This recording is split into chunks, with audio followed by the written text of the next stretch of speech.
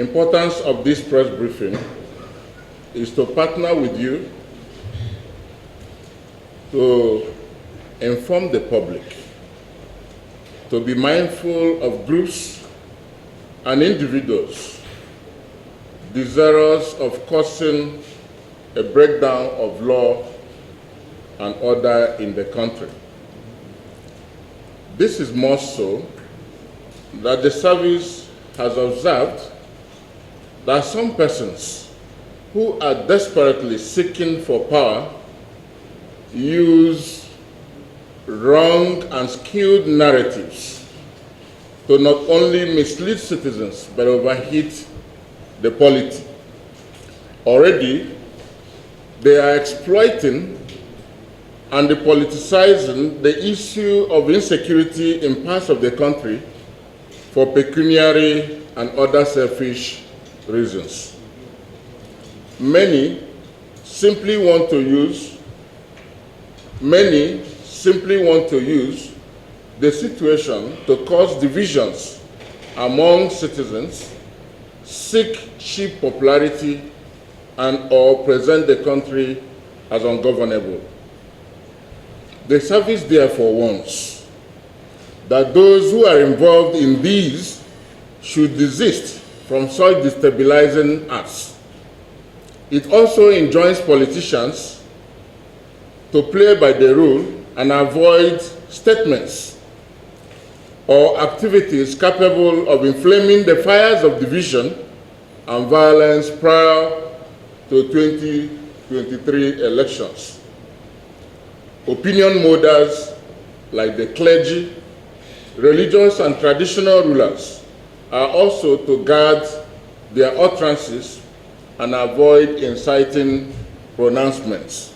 In a related development, it is common knowledge that criminal elements will heighten their inglorious activities before, during, and after the festive periods. Therefore, religious and community leaders, hoteliers, and operators of markets, parks, recreational and relaxation centers are to be at alert and watch strange movements and activities around their facilities. Such facilities include places of worship, palaces, markets, schools, and other public buildings. Owners and operators of these public spaces and their patrons should endeavor to isolate and report suspected rogues to security agencies for prompt response. As schools vacate and students return home for holidays, there is likelihood that some subversive gangs will target them for recruitment for undesirable intents. These may include, but not limited to, financial crimes, armed robbery, civil disobedience and lawful and violent protests, substance abuse, banditry, and kidnapping. In this respect, parents and guardians are advised to be watchful of their children and wards and ensure that they do not engage in unlawful acts. These individuals are susceptible to kidnapping, hijack, assassinations, armed robbery, and political manipulations. They are advised to be security conscious in order not to fall victims of these attacks and destructive political maneuvers. Let me reiterate at this juncture that those who sponsor kidnapping, banditry, terrorism, insurgency, and all kinds of attacks on security agents, civilians, and vulnerable populations should have a rethink. These persons, whether in the north or south, of course, know themselves. There is no doubt that they have crossed the lines, and it is time to crush them. On IPOB and the alleged ill-treatment of his detained leader, the service has, without fear of contradiction, applied restraint in making public statements over the matter. The reason is simply because it avoids joining issues, especially over a matter that is sub judice, but for the sake of transparency and democratic accountability, the service has decided to make some clarifications.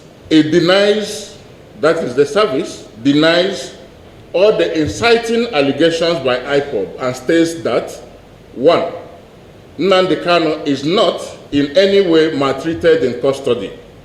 Accusations of maltreatment negate the service's standard operation procedure on the implementation of rights of a suspect.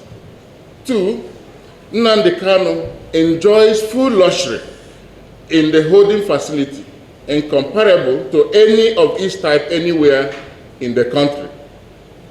He is accorded full rights and privileges. He is never denied his right of worship or freedom from his select religious practice. Adequate attention, that is number 3, adequate attention is paid to Kanu's health. He has unhindered access to the best medical care and doctors. Kanu himself has confirmed to his visitors that the service has never in any way maltreated him. 4, the story of Kanu being stabbed is fallacious. He could not have been stabbed as he enjoys meals of his choice. That he is not allowed change of clothing is also false. He is regularly allowed change of clothing as against what is presented to the public by IPOB propagandists. Assuming he is being maltreated, how come his visitors told him he was looking well? All the allegations of violation of his rights as a suspect, victimization, and starvation, among others, are not true. They are not true. It is unfortunate that some elements have decided to use outright misinformation to represent the state of affairs. Those who make these stories do so to attract undue attention for the singular purpose of achieving a desired end. Rather than focus on how he should get justice, Kanu's legal team and some mischievous elements among them have chosen to use fake news to mislead the public. While the court, in its wisdom, ordered that Kanu be remanded in the safer DSS custody, some of his legal representatives, for reasons best known to them, preferred Kuje prison and have failed to explain the rationale for such choice. Citizens and residents are advised to cooperate with security and law enforcement agencies for lasting peace in the country. They should be wary of efforts designed from within and outside the shores of the country to misdirect or use them to undermine public order.